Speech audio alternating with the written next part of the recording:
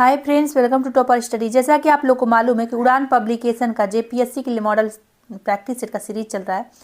इस वीडियो में हम कराएंगे पेपर 1 का प्रैक्टिस सेट नंबर 9। इसके पहले प्रैक्टिस सेट 1 से लेके प्रैक्टिस सेट 10 तक पेपर 2 का भी कराया जा चुका है। प्ले लिस्ट में लगाए हुए हैं, जाके देख सकते हैं। आज कराएंगे पेपर 1 का प्रैक्टिस सेट 9। चलिए देखते हैं। चैनल पर पहली बार विजिट करें, सब्सक्राइब जरूर कर लीजिएगा। अच्छा लगे तो लाइक कर दीजिएगा। आप लोग पहले ये बता दीजिए हमें कि अब इसके बाद करेंट अफेयर लाना है कि क्या लाना है, उड़ान का ऑब्जेक्टिव लाना है। अब ये सब कंप्लीट होने के बाद लाया जाएगा करेंट अफेयर झारखंड का। कम समय बचा है, जेपीएससी के एग्जाम के लिए 17 मार्च को एग्जाम है, ठीक है। तो कम समय बचा है तो करेंट अफेयर करना जरूरी है, उसको भी लाया जाएगा। चलिए देखते हैं। पहले प्रश्न से देखते हैं, निम्न में से किस काल में पशुपालन की शुरुआत की गई थी? तो इसका आंसर क्या हो जाएगा? देखिए बहुत बार पूछा गया है किस काल में की गई थी। नवपाषाण काल में ही की गई थी। सी आंसर हो जाएगा इसका। निम्न में से किस काल में पशुपालन की शुरुआत की गई थी? आंसर होगा बी, मध्यपाषाण काल में की गई थी। निम्न ऋग्वैदिक कालीन नदियों को उनके आधुनिक नाम के साथ सुमेलित कीजिए। जो ऋग्वैदिक कालीन नदियां हैं उनका आधुनिक नाम क्या है, यही बताना है। वैदिक नदी एक साइड दिया और एक साइड आधुनिक नाम दिया है, मतलब आधुनिक वर्तमान में क्या नाम है उसका। देखिए सदानीरा का क्या है, अच्छा प्रश्न है और ये पूछा भी जाता है, ध्यान रखिएगा। तो गंडक हो जाएगा। विपाशा का क्या है आधुनिक नाम? तो ब्यास हो जाएगा। अस्किनी का क्या है वर्तमान में नेम? तो चिनाब हो जाएगा। उसके बाद वितस्ता का तो हो जाएगा झेलम। तो इसका आंसर क्या हो जाएगा? इसका आंसर सी हो जाएगा। चलिए नेक्स्ट देखते हैं।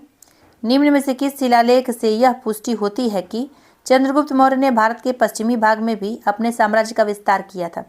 इसका आंसर होगा डी, जूनागढ़ शिलालेख से यह मालूम पड़ता है। वैदिक युगीन प्रचलित विवाहों में से किसे वेद सम्मत नहीं माना जाता है? तो इसका आंसर होगा सी, गंधर्व विवाह को नहीं माना जाता है। गौतम बुद्ध के जीवन से संबंधित निम्नलिखित घटनाओं में कौन सा ही सुमेलित नहीं है? देखते हैं। गृह त्याग को गौतम बुद्ध में क्या कहा जाता है? तो महाभिनिष्क्रमण कहा जाता है। ज्ञान प्राप्ति को कैवल्य नहीं कहा जाता, यही हो जाएगा। सुमेलित नहीं है तो यही हो जाएगा, यही सुमेलित नहीं है, क्योंकि ज्ञान प्राप्ति को बौद्ध धर्म में कहा जाता है निर्वाण प्राप्ति, ठीक। और कैवल्य का अर्थ क्या होता है? जैन धर्म में ज्ञान प्राप्ति को कहा जाता है कैवल्य, जैन धर्म का हो जाएगा ये, ठीक। अब प्रथम उपदेश क्या कहलाता है? तो धर्म चक्र प्रवर्तन कहलाता है। मृत्यु क्या कहलाता है? तो महापरिनिर्वाण कहलाता है गौतम बुद्ध में, ये ध्यान रखिएगा। तो इसका आंसर होगा बी। नेक्स्ट देखते हैं। चोलकालीन यानी नंदी की विशालतम मूर्ति कहाँ है? इसका आंसर होगा सी, तंजौर में है। तंजौर यानी तमिलनाडु के तंजौर में। चलिए आते हैं नेक्स्ट क्वेश्चन 7 नंबर। इनमें से कौन सा असंगत युग में जो सही सुमेलित नहीं है? एक तरफ युद्ध दिया, एक तरफ वर्ष दिया। कौन सा युद्ध किस वर्ष में हुआ है? देखते हैं। तराइन का प्रथम युद्ध 1191 में, तराइन का द्वितीय युद्ध 1192 में, चंदावर का युद्ध दिया है 1193 में। यही जो असंगत युग में सी हो जाए, क्योंकि चंदावर का युद्ध हुआ था 1194 में। कब? 1194 में। मोहम्मद गौरी व गढ़वाल वंश के शासक जो थे जयचंद्र के बीच ये लड़ी गई थी, जिसमें जयचंद्र युद्ध भूमि में मारे गए थे, ठीक, ध्यान रखिएगा। शैव धर्म का सबसे पुराना संप्रदाय कौन सा है? तो इसका आंसर क्या होगा? पाशुपत। तो शैव धर्म का सबसे पुराना संप्रदाय पाशुपत है। किस युद्ध में बाबर के सेनापति के रूप में शेरशाह सूरी शामिल हुआ था? इसका आंसर कभी चंदेरी का युद्ध जो हुआ था। कब? चंदेरी का युद्ध अलग है, तो ये कब हुआ था? इसका आप लोग कमेंट में जरूर बताइए। चलिए नेक्स्ट देखते हैं। दक्षिण भारत का नेपोलियन किसे कहा जाता है? तो इसका आंसर भी राजेंद्र प्रथम को दक्षिण भारत का नेपोलियन कहा जाता है।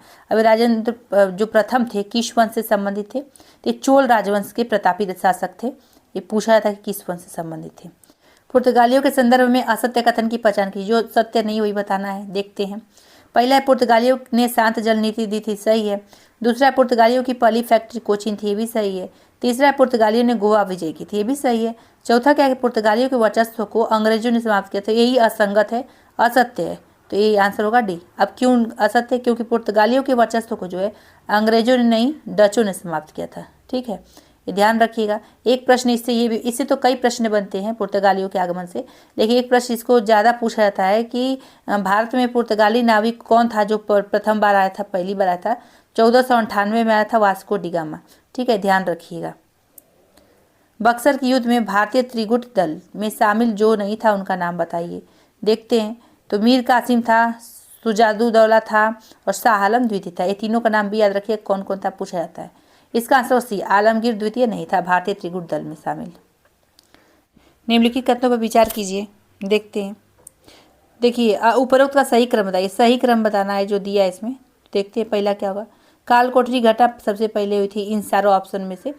चारों ऑप्शन में से पहले काल कोठरी घटना हुई थी। दूसरे नंबर पे क्या आएगा, अलीनगर की संधि हो जाएगी। तीसरे नंबर पर आएगा प्लासी का युद्ध। चौथे नंबर पर इलाहाबाद की संधि। इसका आंसर होगा सी। अब इसका डेट जानना बहुत जरूरी है, पूछा जाता है। तो काल कोठरी की घटना घटित हुई थी 20 जून 1756। कब? 1756 को। उसके बाद आइए नेक्स्ट वाला क्या था इसमें। फिर अलीनगर की संधि कब हुई थी, तो ये 9 फरवरी 1757 को हुई थी। ठीक है, ध्यान रखिएगा। तीसरे नंबर पे क्या थे, प्लासी का युद्ध हुआ था। ये हुआ था 23 जून 1757 को ये हुआ था प्लासी का युद्ध। चौथे नंबर पे इलाहाबाद की संधि आएगी। ये कब हुआ था, तो ये हुआ था 12 अगस्त भी माना जाता है, कहीं कहीं आता है, और 16 अगस्त भी कहीं कहीं आता है। तो 12 मानी या 16 अगस्त 1765। और अगर एग्जाम में आपका 12 अगस्त 1765 आए तभी भी सही, 16 अगस्त 1765 आए तभी भी सही। चलिए, तो इसका आंसर क्या होगा, सी। नेक्स्ट देखते हैं। भारतीय राष्ट्रीय कांग्रेस की अध्यक्षता महात्मा गांधी द्वारा कितनी बार की गई थी, तो इसका आंसर है एक बार की गई थी।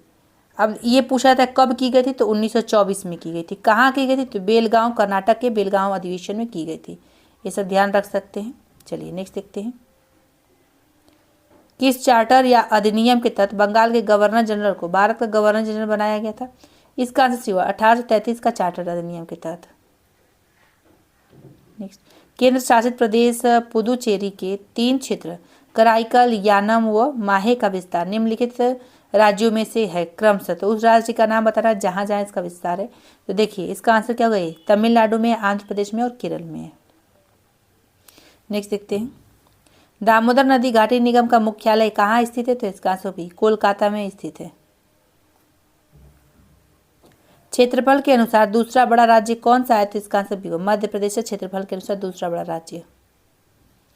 निम्नलिखित धार्मिक नगरी व उसके नदी तट के संदर्भ में कौन सही सुमेलित नहीं है? एक तरफ दिया है धार्मिक नगरी, एक तरफ दिया है नदी तट। देखते हैं। तो मथुरा क्या है, यमुना नदी तट पर है। ठीक है। ये अयोध्या सरयू नदी के तट पर है। उज्जैन यहाँ पे दिया नर्मदा, यही गलत है, सही सुमेलित नहीं है। आंसर होगा सी। अब पूछा जाए कि उज्जैन किस नदी के तट पर है, तो क्षिप्रा नदी के तट पर उज्जैन है। और हरिद्वार कहाँ पे, तो गंगा नदी के तट पर। अच्छा प्रश्न है। नेक्स्ट, अब आते हैं 20 नंबर के क्वेश्चन पर। इंदिरा कौल बिंदु स्थित है कहाँ पर, तो इसका आंसर होगा लद्दाख में इंदिरा कौल बिंदु स्थित है। देखिए भारत की पूछा जाए कि उत्तरस्थ बिंदु कौन सा था, इंदिरा कौल है, जो सियाचिन ग्लेशियर के पास लद्दाख में है। महात्मा गांधी मैरीन राष्ट्रीय उद्यान कहाँ है, तो इसका आंसर उसी अंडमान में महात्मा गांधी मैरीन राष्ट्रीय उद्यान है। नेक्स्ट देखते हैं 22। निम्नलिखित में से बेमेल युग्म की पहचान कीजिए। एक तरफ रेलवे जोन दिया, एक तरफ मुख्यालय दिया कि किस रेलवे जोन का कहाँ पे मुख्यालय है। देखते हैं। जो बेमेल है वही बताना है। दक्षिण रेलवे कहाँ पे मुख्यालय, चेन्नई में। दक्षिण पूर्व रेलवे का मुख्यालय कोलकाता में। दक्षिण मध्य रेलवे का मुख्यालय यहाँ पे हैदराबाद दिया है, यही बेमेल है। आंसर होगा सी। अब दक्षिण मध्य रेलवे का मुख्यालय कहाँ है, सिकंदराबाद में है। दक्षिण पूर्व मध्य रेलवे का कहाँ है मुख्यालय, तो बिलासपुर में। ये सब अच्छा प्रश्न था। नवीनतम आंकड़ों के अनुसार कृषिगत उत्पादन व उत्पादकता में प्रथम स्थान के संदर्भ में एक युग्म असंगत है, वह कौन सा है? जो असंगत है उसके बारे में बताना है। एक तरफ दिया कृषिगत उत्पादन, एक साइड दिया है प्रथम स्थान। अब जिसमें जो मेल नहीं है जिससे उसी को बताना है। तो देखिए गेहूं उत्पादन में प्रथम स्थान पे कौन सा राज्य है, तो उत्तर प्रदेश है। ठीक है। चावल उत्पादन में प्रथम स्थान पे कौन सा राज्य है, पश्चिम बंगाल, ये भी सही है। तीसरा हो जाएगा दलहन उत्पादन में प्रथम स्थान पे मध्य प्रदेश है, ये भी ठीक है। चौथा क्या है कि तिलहन उत्पादन में इसमें दिया है प्रथम स्थान में राजस्थान है, यही गलत है, यही असंगत है। आंसर इसका क्या हो जाएगा, डी। अब तिलहन उत्पादन में प्रथम स्थान पे कौन सा राज्य, ये भी जानना जरूरी है, तो मध्य प्रदेश हो जाएगा यानी एमपी। अब ये कब का डेटा बताया जा रहा है आपको, तो ये डेटा बताया जा रहा है 3 जनवरी 2023 तक। ठीक है, 2023 का डेटा 3 जनवरी 2023 का बताया जा रहा है। चलिए नेक्स्ट देखते हैं। राष्ट्रीय जनसंख्या आयोग के अध्यक्ष कौन होते हैं, तो इसका आंसर वही प्रधानमंत्री होते हैं। निम्नलिखित कथनों पर विचार कीजिए। इसमें क्या पूछा गया कि उपरोक्त में से कौन से कथन सत्य है, जो सत्य है उसके बारे में बताना है। देखते हैं।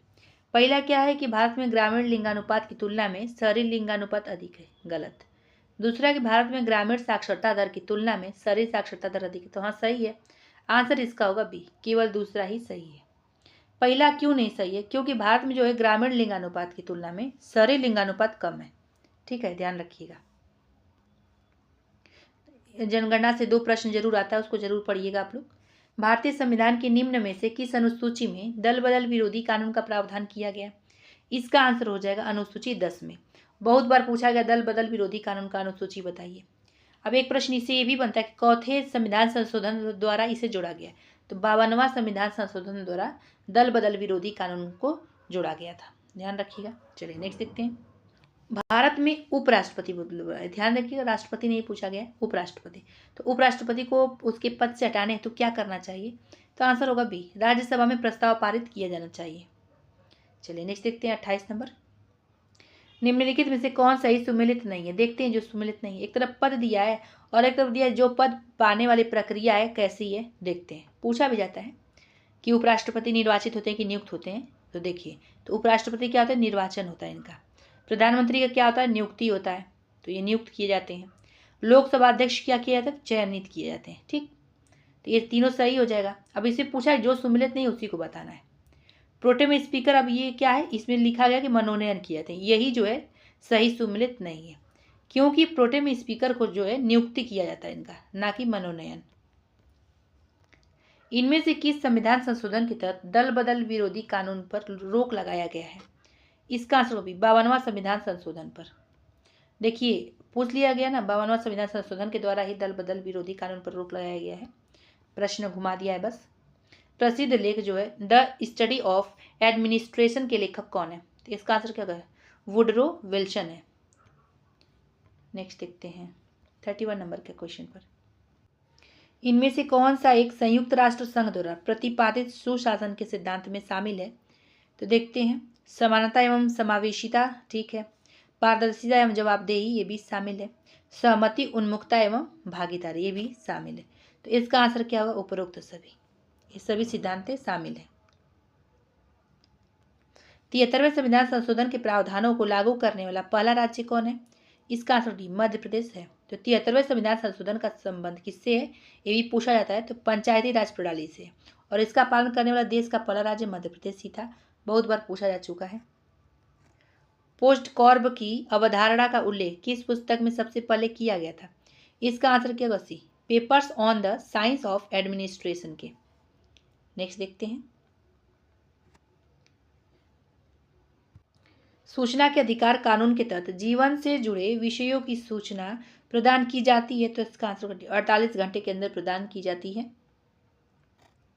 निम्नलिखित में से कौन सा सही सुमेलित नहीं? देखते हैं। पहला है पंचायतों का गठन, अनुच्छेद 243 ख में बताया गया, ठीक है। दूसरा पंचायतों की संरचना, तो अनुच्छेद 243 ग में है, ये भी सही है। तीसरा क्या? पंचायतों में आरक्षण की बात कही गई, अनुच्छेद 243 घ में, ये भी ठीक है। डी क्या है कि पंचायतों की अवधि बताई गई है, अनुच्छेद 243 च में, यही गलत है, सही सुमेलित नहीं, आंसर डी होगा। अब क्यों सही नहीं है? क्योंकि पंचायतों की अवधि का प्रावधान जो है अनुच्छेद 243 अंग में कही गई है, जबकि अनुच्छेद 243 च में क्या कहा गया है कि पंचायतों के सदस्यों की योग्य संबंधी प्रावधान किए गए, ध्यान रख सकते हैं। भारत का पहला 3D प्रिंटेड डाकघर कहाँ स्थापित किया गया है? तो आंसर कभी बेंगलुरु में किया गया, करेंट का प्रश्न था ये। नेक्स्ट देखिए, निम्नलिखित में से कौन सा चयनित आधारभूत उद्योगों में शामिल नहीं है? इसका आंसर भी कपड़ा उद्योग इसमें शामिल नहीं है।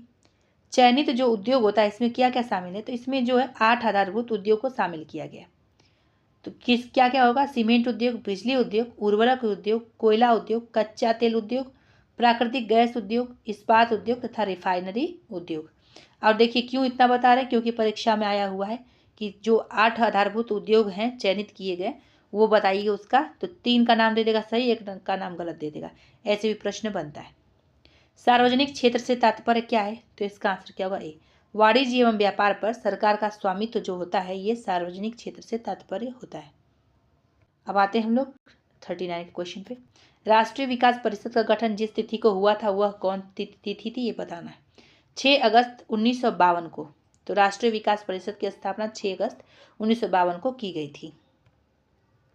भारतीय रिजर्व बैंक द्वारा जारी किए जा रहे 100 रुपए के नए नोटों पर निम्नलिखित में किस विरासत स्थल का चित्र प्रकाशित किया गया है?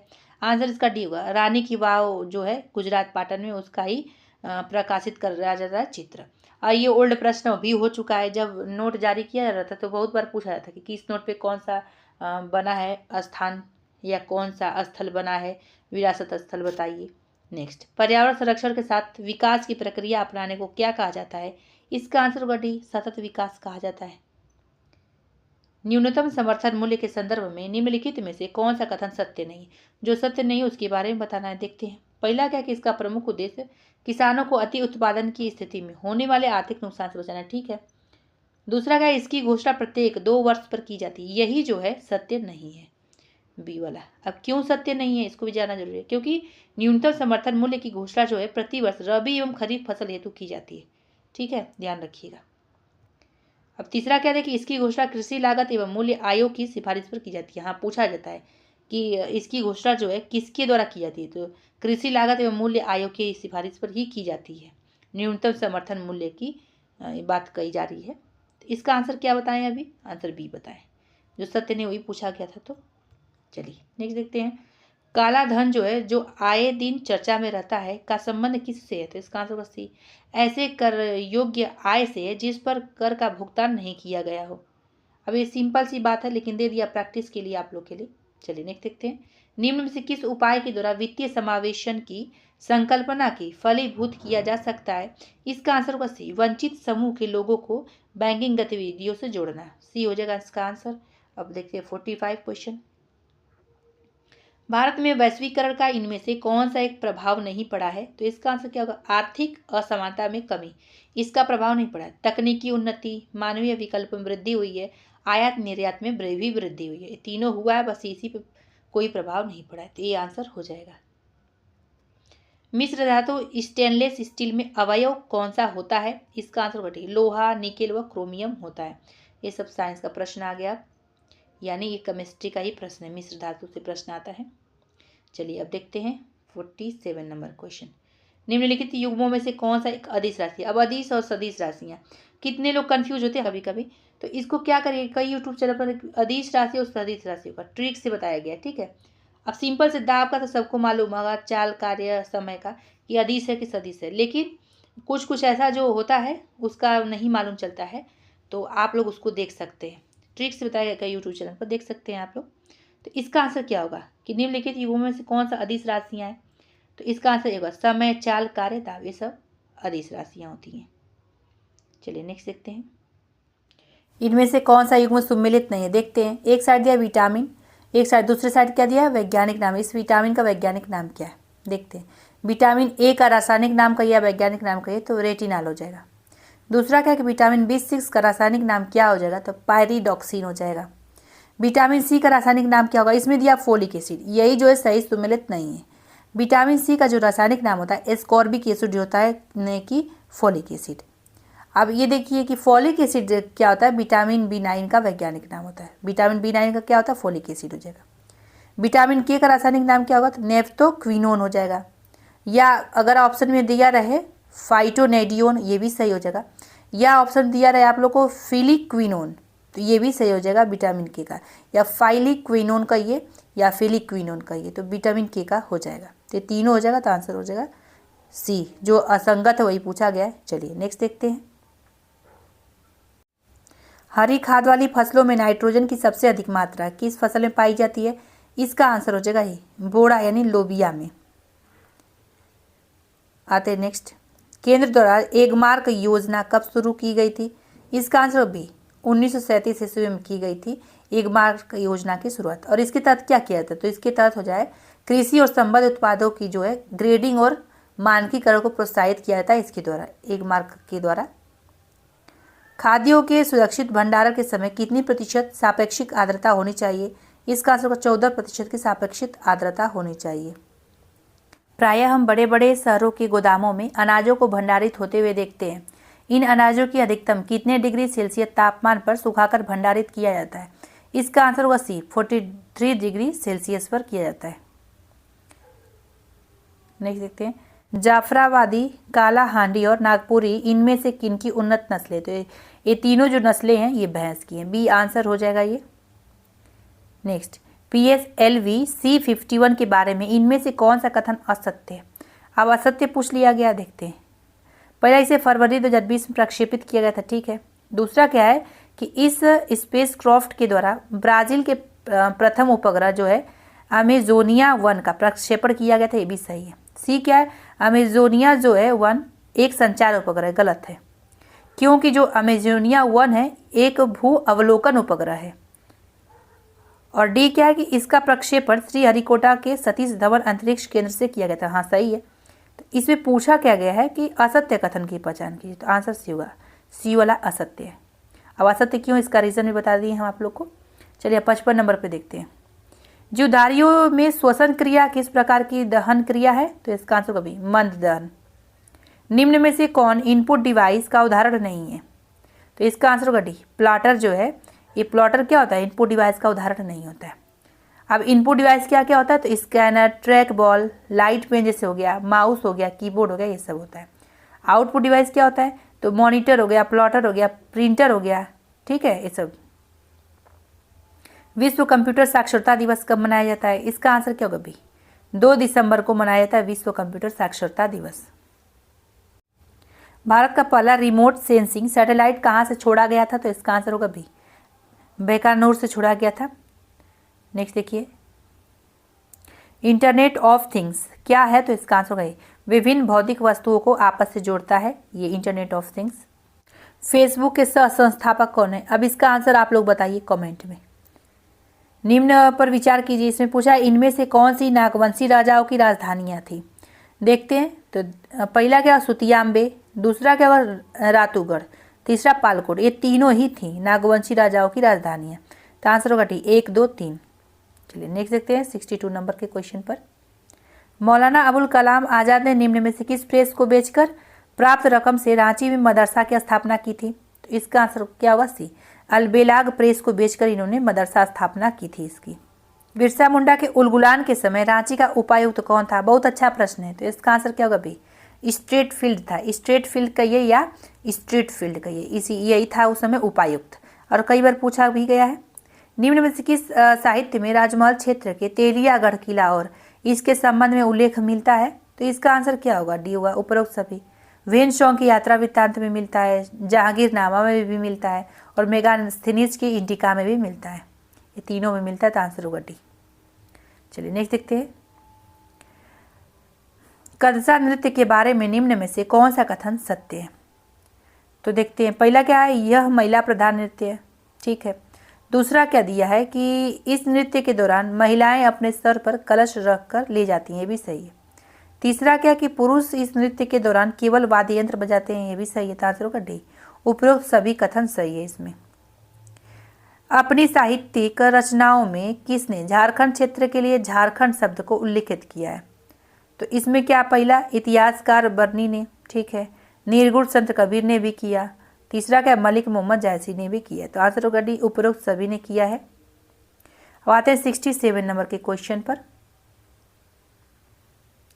1857 की क्रांति में अंग्रेज लेफ्टिनेंट नॉर्मल लेस्सी की हत्या झारखंड क्षेत्र के किस रेजिमेंट के सैनिकों द्वारा कर दी गई थी?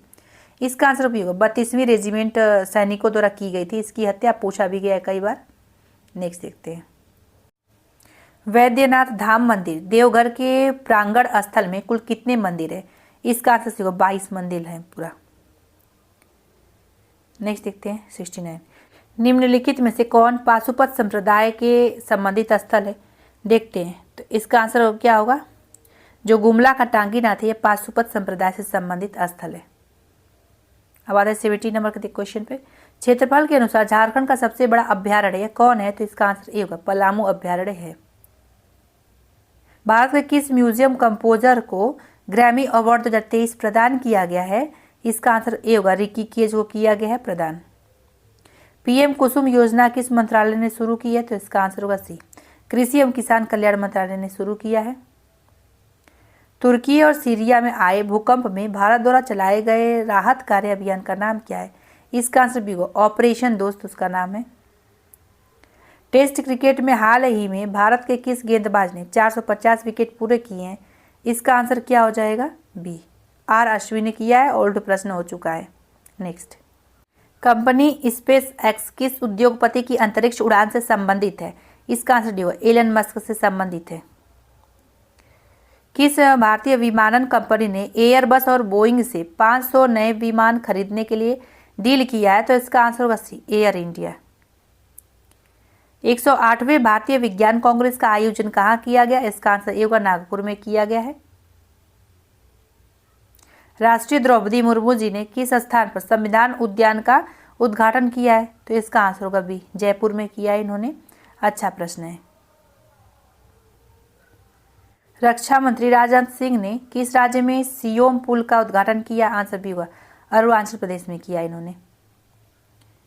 नेक्स्ट, यूविन प्लेटफॉर्म का उद्देश्य क्या है? इसका आंसर डी होगा सार्वभौम टीकाकरण कार्यक्रम को डिजिटल करने से इसका उद्देश्य है। नेक्स्ट, किस मंत्रालय ने गूगल के साथ मिलकर इंडिया की उड़ान नामक पहल की है? तो इसका आंसर होगा सी, संस्कृति मंत्रालय ने कार्य किया है। अब आते हैं 82 नंबर के क्वेश्चन पर। इंडिया ब्रॉड इक्विटी फाउंडेशन के अनुसार भारत किस वर्ष तक दूसरा सबसे बड़ा सौर ऊर्जा उत्पादक देश बन जाएगा? आंसर इसका सी होगा 2030 तक ये बन जाएगा। टाइम के वर्ष 2023 के विश्व के महानतम स्थलों की सूची में भारत के किस स्थल को शामिल किया गया है? इसका आंसर होगा मयूरभंज को किया गया है। फरवरी 2023 में किस राज्य में विधानसभा चुनाव संपन्न नहीं हुआ? इसका आंसर होगा डी, मिजोरम में नहीं हुआ, त्रिपुरा, नागालैंड और मेघालय में हुआ था। और ये ओल्ड प्रश्न है, पूछा भी नहीं जाएगा आप लोग से। भारत के प्रधानमंत्री द्वारा कितने राज्यों में मेगा टेक्सटाइल पार्क की स्थापना की मंजूरी दी गई है? इसका आंसर भी होगा 7। अब 7 में कौन कौन सा? तमिलनाडु, तेलंगाना, कर्नाटक, महाराष्ट्र, गुजरात, मध्य प्रदेश और उत्तर प्रदेश में स्थापित ये सब किए जाएंगे। विश्व वायु गुणवत्ता रिपोर्ट 2020 के अनुसार विश्व में सबसे प्रदूषित राजधानी निम्नलिखित में से कौन सी है? तो इसका आंसर होगा दिल्ली है। नेक्स्ट देखते हैं 87 नंबर के क्वेश्चन पर। संयुक्त राष्ट्र संघ के किस अभिकरण में सदस्यों की संख्या सबसे कम होती है? तो इसका आंसर होगा न्यास परिषद में सबसे कम होती है। कितना होता है? तो 12 होती है इनकी संख्या। कॉस्ट ऑफ लिविंग के आधार पर निर्धनता के आकलन का सुझाव दिया गया है? तो इसका आंसर होगा सी, तेंदुलकर समिति द्वारा दिया गया। और तेंदुलकर समिति के बारे में पूछता भी कि कौन है और किससे जुड़े हैं। नेक्स्ट, महानगर की घोषणा की जाती है? तो इसका आंसर होगा न्यूनतम 10 लाख की आबादी पर राज्यपाल द्वारा इसकी घोषणा की जाती है। नोबेल पुरस्कार के संदर्भ में असत्य कथन पहचानिए। ठीक है, देखते हैं। पहला क्या है कि इस पुरस्कार को वर्ष 1900 से प्रदान किया जा रहा है, यही जो है असत्य। अब असत्य क्यों है? क्योंकि इस पुरस्कार को 1900 से नहीं 1901 ईस्वी से प्रदान किया जा रहा है, ये ध्यान रख सकते हैं आप लोग। चलिए नेक्स्ट देखते हैं। पहला मरणोपरांत भारत रत्न पुरस्कार किसे दिया गया है? इसका आंसर भी होगा लाल बहादुर शास्त्री जी को दिया गया है। एक प्रश्न इससे ये भी बनता है कि जो है कि भारत रत्न पाने वाली पहली महिला कौन है? तो इंदिरा गांधी जी हैं। तीसरा प्रश्न इससे ये बनता है कि भारत रत्न पाने वाले पहले विदेशी कौन थे? तो खान अब्दुल गफ्फार खान थे। ये 3 प्रश्न बनता है, ध्यान रखिएगा आप लोग। चलिए नेक्स्ट देखते हैं। ब्रिक्स संगठन के संदर्भ में असत्य कथन की पहचान कीजिए। देखते हैं। पहला कि ब्रिक्स की स्थापना 2009 में हुई थी, गलत। दूसरा, ब्रिक में दक्षिण अफ्रीका को 2011 में शामिल किया गया था, ये भी गलत। तीसरा, ब्रिक्स बैंक की स्थापना 2015 में हुई थी, ये भी गलत है। तो आंसर होगा डी, उपरोक्त में से सभी कथन असत्य। अब असत्य क्यों है?